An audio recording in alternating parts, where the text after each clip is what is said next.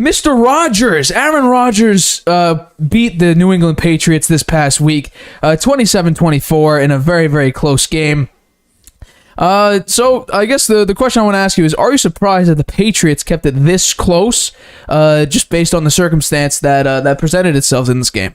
A little bit. I mean, I picked the Packers to win, but I picked the Patriots to cover the spread. You did. But the spread was big. It was 9.5. Yeah, that was a mistake, right? The 9.5 was way too high. Right. And we knew that. I think it was. I felt that Belichick would keep it close, right? And he might have won that game. They put, the first string quarterback got hurt. So, and right in the first series of the game, he was out. And they put Zappe in there. He hasn't played any NFL football. So, just in the preseason, he's a rookie. And I thought, I'm disappointed by that game. I felt the Patriots should have won it. In that last drive, when they had third down and about 3 or 4, right? I think it was third and 3 or 4. I think they should have run it instead of Zappe trying to pass it. He didn't know what he was doing when he got the ball from center. He didn't know where he was going, and he muffed it. They should have just considered it 4-down territory there. I mean, if they run it and got 2 yards and it was 4th and 2, they should have gone for it because it was overtime, and you give the ball back to Aaron Rodgers. That's chances are he's going to find a way to get it down the field, and he did. And the defense is all tired at that point. They were running the ball. They should have gone for it. I think it was actually. I don't think Belichick makes many mistakes in coaching, and his judgment is always very, very good. In this case, I think I think he should have gone for it. I really think so because they weren't that far out of field goal range, and I thought they could have won that game. It was a good game. It was a very good game. They handled Rodgers very well. They had a good scheme for him. He threw a pick 6, and he didn't really get it going until late in the game, and that's when the defense was tired. So I think they had a good scheme for Rodgers. It was more like the Belichick of old, handling the elite quarterbacks. He usually has a good scheme for him. In this game, he had a very good scheme. I've never seen Bill Belichick have a long of a post-game meeting than he did with Aaron Rodgers at the end of that game. If you had to rate this win on a scale of 1 to 10 about, the level of difficulty, including all the factors of this game, where would you rate this win for Aaron Rodgers and the Packers on a scale of 1 to 10? How significant of a win is this for you? I'd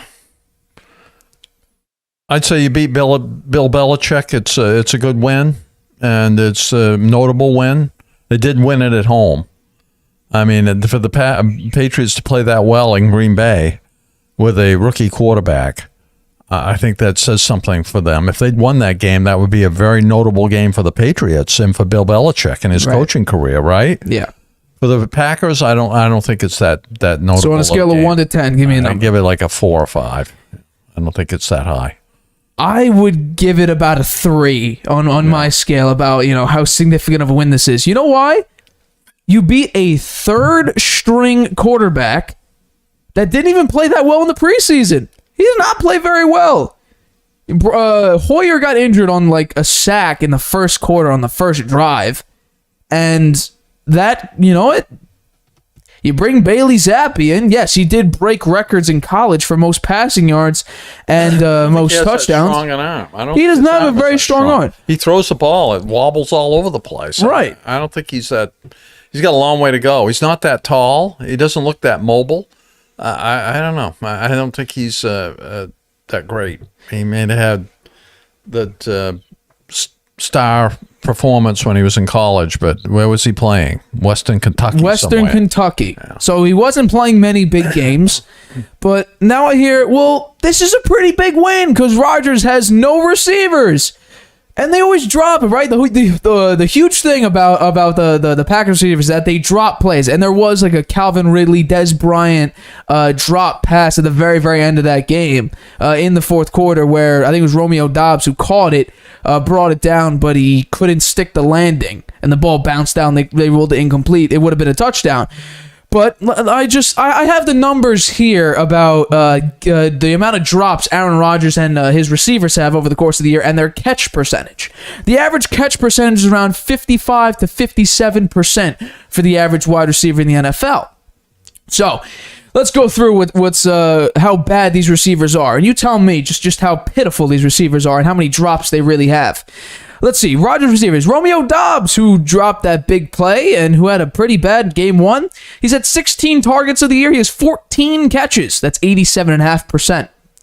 Randall Cobb, his old buddy, Rodgers' old buddy, brought him back. Begged for him last year. Got him. Did nothing with him in the most important game last year against the 49ers. 8 targets, 7 catches, 87.5%. It's pretty good.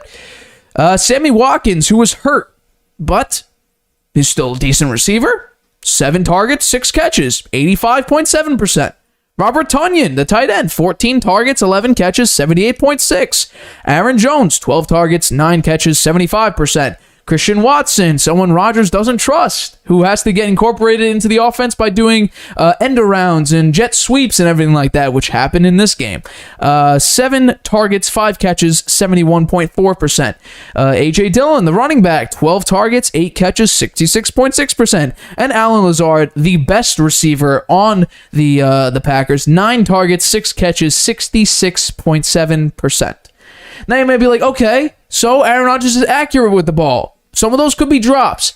Aaron Rodgers on the year has 4 drops by his receivers. 9 bad throws. Aaron Rodgers has the same amount of drops as Lamar Jackson, Baker Mayfield, and Mac Jones. He has, so these quarterbacks have less drops on the year. Justin Herbert, Patrick Mahomes, Tom Brady, Joe Flacco, Trevor Lawrence, Davis Mills, Ryan Tannehill. So I don't want to hear that Aaron Rodgers has bad receivers and they drop all the time. Marquise Brown on the Ravens, who was, very notable for dropping wide open touchdown passes. He has 0 drops on the year. I think he has over 50 targets, maybe.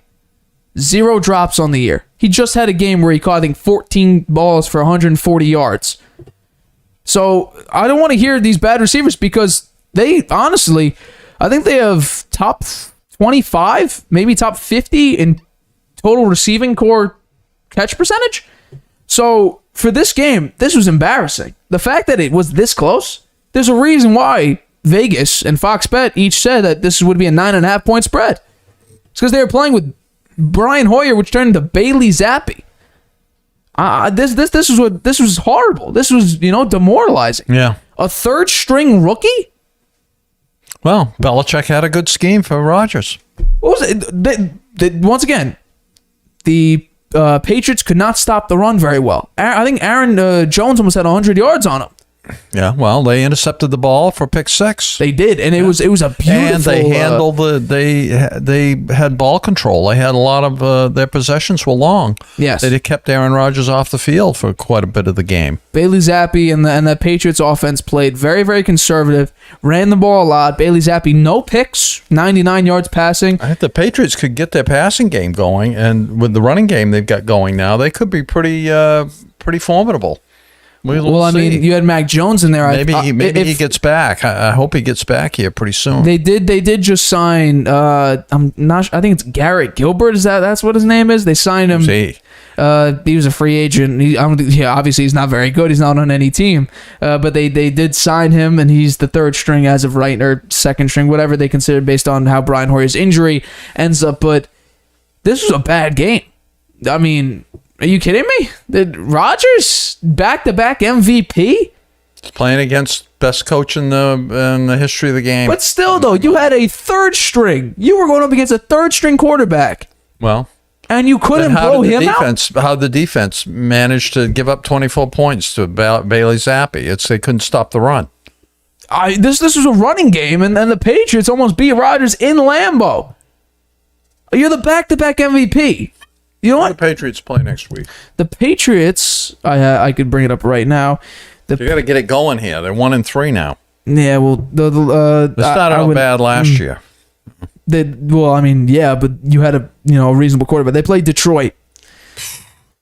Detroit. I mean, Detroit just lost a shootout. Detroit. Versus Detroit at Patriots. Oh, it's at the Patriots. Huh? Yes. Okay. Well, hopefully we win that game. This was bad. Like, if I was the Packers, I'd be like, we really almost lost to a third string running that offense. You got to be kidding me. I don't know if you saw on the sideline. Joe Judge was sitting next to him. Matt Patricia was sitting right next to him. Belichick was in front of him, giving it to like three coaches in your ear telling you how to run an offense. That's what the Patriots did. That's what Mac Jones had to do. They were worried he was going to make big mistakes, and they didn't want him to do that. I mean, all you got to say is just hand it off to the running backs. And Ramondre Stevens had a great game. He had a pretty good game, and Damian Harris... He's having a good season. Both the running backs are having a good season. Ramondre Stevens also had a great year last year as well. I mean, he put up 200 rushing yards in the preseason and then had a great regular season, too. So... he's having a better year this year, though. Better than last year. Well, yeah, obviously, because he's being used more. But on a scale of 1 to 10, how great is this win for the Packers? A 3. I mean, seriously, you went to overtime with a third-string quarterback. You're a back-to-back MVP. Give me a break.